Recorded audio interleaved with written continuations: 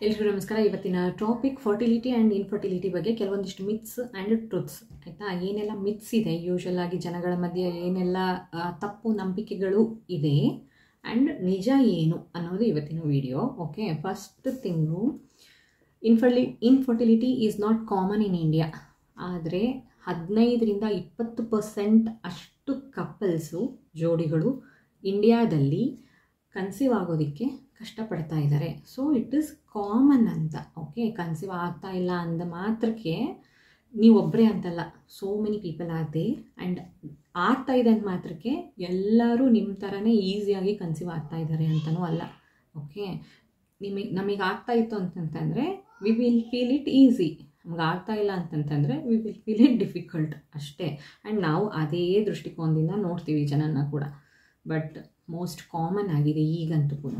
Next, infertility only affects woman, not men. ಅಂತಂದರೆ infertility ಅನ್ನೋದು ಅಂದರೆ ಕನ್ಸೀವ್ ಆಗೋಕ್ಕೆ ಆಗ್ತಾ ಇಲ್ಲ ಅನ್ನೋದು ಇನ್ಎಬಿಲಿಟಿ ಬರೀ ಹೆಣ್ಮಕ್ಳಿಗೆ ಮಾತ್ರ ಇದೆ. ಕನ್ಸೀವ್ ಆಗ್ತಾ ಇಲ್ಲ ಅಂತಂದ್ರೆ ಮಾತ್ರಕ್ಕೆ, ಅದು ನಾರ್ಮಲ್ ಆಗಿ ಹೇಳ್ತಾರಲ್ಲ, ಕನ್ಸೀವ್ ಆಗ್ತಾ ಇಲ್ಲ ಅಂತಂದರೆ ಫಸ್ಟ್ ಬರೋದೇ ಹೆಣ್ಮಕ್ಳಿಗೆ ಹೇಳ್ತಾರೆ ನಿನ್ನಿಂದನೇ ಆಗ್ತಾ ಇಲ್ಲ ಅಂತ, ನಿನ್ನಲ್ಲೇ ಏನೋ ಪ್ರಾಬ್ಲಮ್ ಇರಬೇಕು ಅಂತ. But nobody points at boys ಅಲ್ವಾ.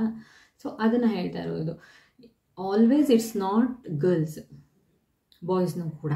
ಓಕೆ, ಇನ್ಫರ್ಟಿಲಿಟಿ ಹೆಣ್ಮಕ್ಳಲ್ಲಿ ಗಂಡು ಮಕ್ಕಳಲ್ಲಿ ಇಬ್ಬರಲ್ಲೂ ಪ್ರಾಬ್ಲಮ್ಸ್ ಆಗ್ತಾ ಇದೆ. ಈಗ ಬೆಳಕಿಗೆ ಜಾಸ್ತಿ ಬರ್ತಾ ಇದೆ ಅಷ್ಟೇ. ಓಕೆ, ಬಟ್ ಯಾವಾಗಲೂ ಹೆಣ್ಮಕ್ಳೇ ಅಲ್ಲ ಇನ್ಫರ್ಟಿಲಿಟಿ, ಬರೀ ಅವ್ರನ್ನ ಮಾತ್ರ ಅಫೆಕ್ಟ್ ಮಾಡುತ್ತೆ ಅಂತಲ್ಲ, ಹೆಣ್ಮಕ್ಳು ಗಂಡು ಮಕ್ಕಳು ಬೋತ್ ಇಬ್ರಿಗೂ ಅಫೆಕ್ಟ್ ಮಾಡ್ತಾ ಇದೆ. Next, having intercourse every day increases the chance of pregnancy. ಖಂಡಿತ ತಪ್ಪು. ಅಂದರೆ ಡೈಲಿ ಇಂಟರ್ಕೋರ್ಸ್ ಮಾಡಿದರೆ ಕನ್ಸೀವ್ ಆಗ್ತೀವಾ ಅಂತ ಕೇಳಿದರೆ ಖಂಡಿತ ತಪ್ಪು. ಓವ್ಯುಲೇಷನ್ ಡೇಸಲ್ಲಿ ನೋಡಿಕೊಂಡು ಇಂಟರ್ಕೋರ್ಸ್ ಮಾಡಿದ್ರೆ ಮಾತ್ರ ಕನ್ಸೀವ್ ಆಗುವಂತಹ ಸಾಧ್ಯತೆ ಇರುತ್ತೆ. ಆವಾಗ ಫರ್ಟೈಲ್ ಪೀರಿಯಡ್ ನೋಡಿಕೊಂಡು ಆ ಟೈಮಲ್ಲಿ ಟ್ರೈ ಮಾಡಬೇಕು.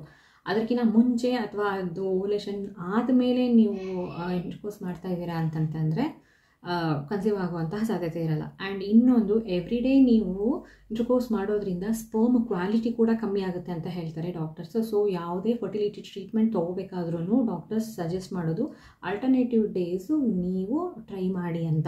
Okay, and sperm sample, semen sample ನಿಮ್ಗೆ ಏನು ಕಲೆಕ್ಟ್ ಮಾಡೋದಕ್ಕೆ ಕೊಡ್ತಾರೆ, ಸಪೋಸ್ ಟೆಸ್ಟಿಗೆ ಏನಾದರೂ ಕೊಡ್ತಾ ಇದ್ರಿ ಅಂತಂತಂದ್ರೂ ಇಂಟರ್ಕೋರ್ಸ್ ಮಾಡದೆ 2 days 3 days ಅಂತ ಹೇಳ್ತಾರೆ. 2 days 3 days ಇಂಟರ್ಕೋರ್ಸ್ ಮಾಡಿದೆ, ಆಮೇಲೆ 3rd day ಬಂದು ನೀವು ಸೆಮೆನ್ ಸ್ಯಾಂಪಲ್ ಕೊಡಿ ಅಂತಲೇ ಹೇಳ್ತಾರೆ. ಸೊ ಸ್ಪರ್ಮ್ ಕ್ವಾಲಿಟಿ ಕೂಡ ಅಫೆಕ್ಟ್ ಆಗುತ್ತೆ. ಆ್ಯಂಡ್ ಓವ್ಯುಲೇಷನ್ ಟೈಮಲ್ಲಿ ನೀವು ಟ್ರೈ ಮಾಡಿಲ್ಲ ಅಂತಂತಂದರೆ ಡೈಲಿ ಬೇಸಿಸ್ ಮೇಲೆ ಇಂಟರ್ಕೋರ್ಸ್ ಮಾಡಿದ್ರೂ ಕೂಡ it's of no use. Okay, and next, after first child woman cannot become infertile. ಈಗ ಯೂಶ್ವಲಾಗಿ ಹೇಳ್ತಾರೆ ನೋಡಿ, ಮದುವೆ ಆಯಿತಾ, ಮದುವೆ ಆದ ತಕ್ಷಣ ಇಮಿಡಿಯೇಟಾಗಿ ಒಂದು ಮಗು ಪ್ಲ್ಯಾನ್ ಮಾಡ್ಕೊಂಬಿಡಿ. ಒಂದು ಮಗು ಆಗಲಿ, ದೆನ್ ಯು ಟೇಕ್ ಗ್ಯಾಪ್. ಆಮೇಲೆ ಒಂದು ಸ್ವಲ್ಪ ದಿವಸ ಗ್ಯಾಪ್ ಮಾಡಿಕೊಂಡು ಮತ್ತೆ ನಿಮಗೆ ಯಾವಾಗ ಬೇಕು ಸೆಕೆಂಡ್ ಬೇಬಿ ಆವಾಗ ಪ್ಲ್ಯಾನ್ ಮಾಡಿ ಅಂತಂತ ಹೇಳ್ತಾರೆ. ಸೊ ಏನಂತ ಹೇಳಿ, ಅದು ಒಂದು. ಇನ್ನೊಂದು ಏನಂತ ಹೇಳ್ತಾರೆ, ಒಂದು ಮಗು ಆಗಿದೆ ಅಂತಂತಂದರೆ ಎರಡನೇ ಮಗುನೂ ಆರಾಮಾಗಿ ಆಗುತ್ತೆ ಅಂತಂತ ಹೇಳಿ ಯೂಶ್ವಲಾಗಿ ಎಲ್ಲರ ತಲೆನಲ್ಲೂ ಇರುತ್ತೆ. ಆವಾಗ ಒಂದು ಸತಿ ಕನ್ಸೀವ್ ಆಗಿದ್ದೀರಾ ಅಂತಂದರೆ ಹೆಣ್ಮಕ್ಳಲ್ಲೂ ಏನೂ ಪ್ರಾಬ್ಲಮ್ ಇಲ್ಲ. ಆ ಪರ್ಟಿಕ್ಯುಲರ್ ಕಪ್ಪಲಲ್ಲಿ ನಾನು ಹೇಳ್ತಾ ಇರೋದು, ಆ ಹೆಣ್ಮಗುಗೂ ಏನೂ ಪ್ರಾಬ್ಲಮ್ ಇಲ್ಲ, ಗಂಡು ಮಗುಗೂ ಏನೂ ಪ್ರಾಬ್ಲಮ್ ಇಲ್ಲ. ಸೊ ಕನ್ಸೀವ್ ಆಗ್ತಾ ಇದ್ದೀರಾ ಅಂತಂತಂದವಾಗ, ಒಂದು ಸತಿ ಕನ್ಸೀವ್ ಆಗಿದ್ದೀರಾ ಅಂತಂತಂದರೆ ಇಟ್ಸ್ ಆಬ್ವಿಯಸ್ ನೀವು ಸೆಕೆಂಡ್ ಟೈಮೂ ಕನ್ಸೀವ್ ಆಗ್ತೀರಾ, ಯಾವುದೇ ರೀತಿಯಾದಂತಹ ಪ್ರಾಬ್ಲಮ್ ಇಲ್ಲ ಅಂತಂತ ಹೇಳ್ತಾರೆ. ಬಟ್ ಸೆಕೆಂಡರಿ ಇನ್ಫರ್ಟಿಲಿಟಿ ಅನ್ನೋದು ಈಗ ತುಂಬಾ ಜಾಸ್ತಿ ಆಗ್ತಾ ಇದೆ. ಬೇರೆ ಬೇರೆ ಎಲ್ಲ ವೆರೈಟಿ ರೀಸನ್ಸಿಂದ ಸೆಕೆಂಡರಿ ಇನ್ಫರ್ಟಿಲಿಟಿ ಆಗ್ತಾ ಇದೆ. ಅಂದರೆ ಸೆಕೆಂಡರಿ ಇನ್ಫರ್ಟಿಲಿಟಿ ಅಂತಂದರೆ ಒಂದು ಮಗು ಇರುತ್ತೆ, ಅಥವಾ ಒಂದು ಸತಿ ಕನ್ಸೀವ್ ಆಗಿರ್ತಾರೆ, ಫುಲ್ ಟರ್ಮ್ ಕನ್ಸೀವ್ ಆಗಿರ್ತಾರೆ, ಎರಡನೇ ಮಗುಗೆ ಕನ್ಸೀವ್ ಆಗೋದಕ್ಕೆ ಟ್ರೈ ಮಾಡಿದ್ರೂ ಆಗ್ತಾ ಇರಲ್ಲ. ಓಕೆ, ಸೊ ಇಟ್ ಡಸಂಟ್ ಮೀನ್ ಒಂದು ಸತಿ ಕನ್ಸೀವ್ ಆಗಿದ್ದೀರಾ ಅಂದ ಮಾತ್ರಕ್ಕೆ ಎರಡನೇ ಸತಿ ಈಸಿಯಾಗಿ ಕನ್ಸೀವ್ ಆಗುತ್ತೆ ಅನ್ನೋದು ಶುದ್ಧ ಸುಳ್ಳು. ತಲೆನಲ್ಲಿ ಇಟ್ಕೋಬೇಡಿ. ನಿಮಗೆ 2 ಮಗು ಬೇಕು ಅಂತ ಸಡನ್ನಾಗಿ ಮಾಡ್ಕೊಂಡು ಮುಗಿಸಿ, ಆಯಿತಾ. Age does not affect fertility. ಖಂಡಿತ ತಪ್ಪು. ಏಜ್ ಹೆಂಗೆ ಜಾಸ್ತಿ ಆಗ್ತಾ ಹೋಗುತ್ತೆ, ಎಗ್ ಕ್ವಾಲಿಟಿ, ಸ್ಪರ್ಮ್ ಕ್ವಾಲಿಟಿ ಹೊಡೆಸ್ಕೊಳ್ಳುತ್ತೆ. ಸೊ ಅಲ್ಲೇ straight away fertility. Okay, so ಎಷ್ಟು ಬೇಗ ಪ್ಲ್ಯಾನ್ ಮಾಡ್ತೀರಾ ಅಷ್ಟು ಒಳ್ಳೆಯದು. ಅದಕ್ಕೆ ಹಿಂದಿನ ಕಾಲಕ್ಕೆ ಬೇಗ ಮದುವೆ ಮಾಡ್ತಿದ್ರಂತೆ. ಈಗ ಮದುವೆ ವಯಸ್ಸೇ ಲೇಟ್ ಆಗ್ತಿದೆ. ಸೊ ಮಗು ಮಾಡ್ಕೊಳ್ಳೋ ಏಜು ಇನ್ನೂ ಜಾಸ್ತಿ ಆಗ್ತಾಯಿದೆ. Weight does not affect fertility. But ಏನಂತಂತಂದರೆ ವೇಟು ತುಂಬಾ ಅಫೆಕ್ಟ್ ಮಾಡುತ್ತೆ. ನಾನು ಯಾವುದೇ ಫರ್ಟಿಲಿಟಿ ಟ್ರೀಟ್ಮೆಂಟ್ಗೋಸ್ಕರನೋ ಅಥವಾ ಡಾಕ್ಟರಿಗೆ ನಾನು ಚೇಂಜ್ ಮಾಡಿದ್ರು ಕೂಡ ನನಗೆ ಫಸ್ಟ್ ಹೇಳ್ತಾ ಇದ್ದಿದ್ದೆ ವೆಯ್ಟ್ ಲಾಸ್ ಮಾಡಿ. ವೆಯ್ಟ್ ಲಾಸ್ ಮಾಡ್ಕೊಂಡು ಬನ್ನಿ, ಅಟ್ಲೀಸ್ಟ್ ಒಂದು 5 kg ಲಾಸ್ ಮಾಡ್ಕೊಂಡು ಬನ್ನಿ ಅಂತಂತಲೇ ಹೇಳ್ತಾ ಇದ್ದಿದ್ದು. ಓಕೆ, ಫರ್ಟಿಲಿಟಿನ ಖಂಡಿತವಾಗ್ಲೂ ವೆಯ್ಟ್ ಅಫೆಕ್ಟ್ ಮಾಡುತ್ತೆ. Okay, and next smoking is fine and drinking is fine ಅಂತಂತಂದರೆ ಡ್ರಿಂಕ್ಸು ಸ್ಮೋಕು ಮಾಡೋದೆಲ್ಲ ಓಕೆ ಅಂತಂತ ಹೇಳಿ ಖಂಡಿತವಾಗ್ಲೂ ಇಲ್ಲ. ಹೆಣ್ಮಕ್ಳಾಯಿತು ಗಂಡು ಮಕ್ಕಳಾಯಿತು ಇಬ್ಬರಲ್ಲೂ ಸ್ಮೋಕಿಂಗು ಡ್ರಿಂಕಿಂಗು ಈ ಥರ ಬೇರೆ ಯಾವುದೇ ಹ್ಯಾಬಿಟ್ಸ್ ಇತ್ತು ಅಂತಂತಂದರೆ egg quality and sperm quality affect ಆಗುತ್ತೆ.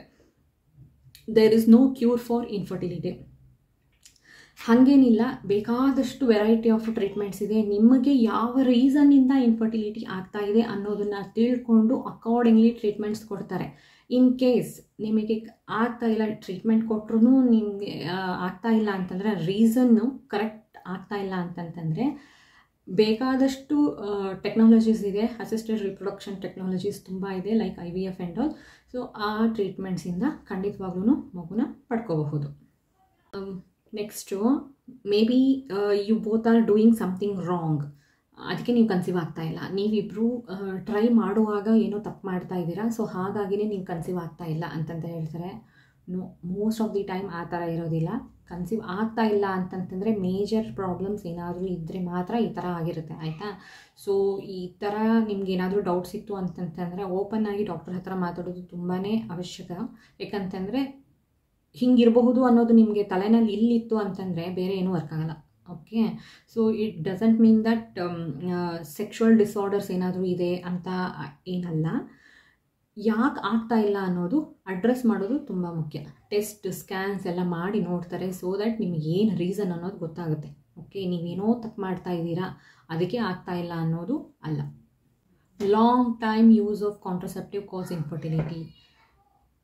ಭಾಳ ಲಾಂಗ್ ಡ್ಯೂರೇಷನ್ವರೆಗೂ ನೀವು ಓರಲ್ ಕಾಂಟ್ರಸೆಪ್ಟಿವ್ ತೊಗೊಂಡಿರೋ ಮಾತ್ರಕ್ಕೆ ನೀವು ಕನ್ಸೀವ್ ಆಗ್ತಾ ಇಲ್ಲ ಅನ್ನೋದು ಸರ್ಟನ್ ಪರ್ಸಂಟೇಜ್ ಮಾತ್ರ ಕರೆಕ್ಟು, ಆಯಿತಾ. Not full 100%. ಅದು ಒಂದೇ ರೀಸನಿಂದ ಅಲ್ಲ. ನೀವು ಕಾಂಟ್ರಸೆಪ್ಟಿವ್ ಸ್ಟಾಪ್ ಮಾಡಿದ ಮೇಲೂ ಸ್ವಲ್ಪ ಡಿಲೇ ಆಗಬಹುದು ನಿಮ್ಮ ಫರ್ಟಿಲಿಟಿ ವಾಪಸ್ ಸ್ಟಾರ್ಟ್ ಆಗೋದಕ್ಕೆ. ಓಕೆ, ಸ್ವಲ್ಪ ಡಿಲೇ ಆಗಬಹುದೇ ಹೊರತು ಅದರಿಂದ ಫುಲ್ ಕಂಪ್ಲೀಟ್ ನಿಮ್ಮ ಕೆಪಾಸಿಟಿ ಟು ಕನ್ಸೀವ್ ಎಲ್ಲ ಕಮ್ಮಿ ಆಗೋದಿಲ್ಲ ಯಾವುದೇ ಕಾರಣಕ್ಕೂ. ಓಕೆ, ಮೇ ಬಿ ನೀವು ಒಂದು ವೆಕೇಷನಿಗೆ ಹೋಗಿ ಬಂದ್ರಿ ಅಂತಂತಂದರೆ ಕನ್ಸೀವ್ ಆಗ್ತೀರಾ ಅಂತಂತಂದರೆ ಇದನ್ನು ಯಾವ ಅರ್ಥದಲ್ಲಿ ಹೇಳಿರೋದು ಅಂತಂದರೆ ಸ್ಟ್ರೆಸ್ ಫ್ರೀ ಆಗ್ತೀರಿ, ಸೊ ದಟ್ ನಿಮ್ಮ ಹಾರ್ಮೋನ್ಸ್ ಎಲ್ಲ ಬ್ಯಾಲೆನ್ಸ್ ಆಗುತ್ತೆ. ನಾರ್ಮಲ್ ಆದವಾಗ when you are so happy, ಎಲ್ಲ ಹಾರ್ಮೋನ್ಸ್ ಕರೆಕ್ಟಾಗಿರುತ್ತೆ, ಸೊ ಆವಾಗ ಕನ್ಸೀವ್ ಆಗುವಂತಹ ಚಾನ್ಸಸ್ ಜಾಸ್ತಿ ಇರುತ್ತೆ ಅಂತ ಮಾತ್ರ.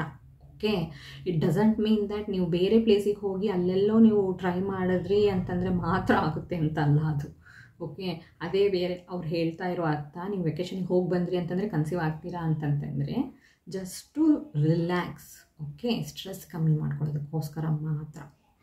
ಇದಿಷ್ಟೇ fertility and infertility related myths and truths. ಇದನ್ನು ಬಿಟ್ಟು ನಿಮ್ಗೆ ಯಾವುದಾದ್ರೂ ಫರ್ಟಿಲಿಟಿ ರಿಲೇಟೆಡ್ ಮಿತ್ಸ್ ಏನಾದರೂ ಇತ್ತು ಅಥವಾ ನಿಮ್ಮ ಕ್ವಶನ್ ಏನಾದರೂ ಇತ್ತು, ಯೂಶ್ವಲಾಗಿ ಹಿಂಗೆ ಹೇಳ್ತಾರೆ but this is not true ಅನ್ನೋ ಥರದ್ದು ಯಾವುದಾದ್ರೂ ನಿಮಗೆ ಗೊತ್ತಿತ್ತು ಅಂತಂತಂದರೆ ಕಮೆಂಟ್ ಬಾಕ್ಸಲ್ಲಿ ತಿಳಿಸಿ, ಸೊ ದ್ಯಾಟ್ ಅದನ್ನು ಓದಿ ಉಳಿದವ್ರಿಗೂ ಗೊತ್ತಾಗಲಿ. ಓಕೆ, ಆ್ಯಂಡ್ ಈ ವಿಡಿಯೋ ನಿಮಗೆ ಇನ್ಫಾರ್ಮೇಟಿವ್ ಅಂತ ಅನ್ನಿಸ್ತು ಅಂದರೆ ಲೈಕ್ ಮಾಡಿ, ಕಮೆಂಟ್ ಮಾಡಿ ಆ್ಯಂಡ್ ಶೇರ್ ಮಾಡಿ, ಆ್ಯಂಡ್ ನನ್ನ ಚಾನಲ್ನ ಸಬ್ಸ್ಕ್ರೈಬ್ ಕೂಡ ಮಾಡಿ. ಧನ್ಯವಾದ.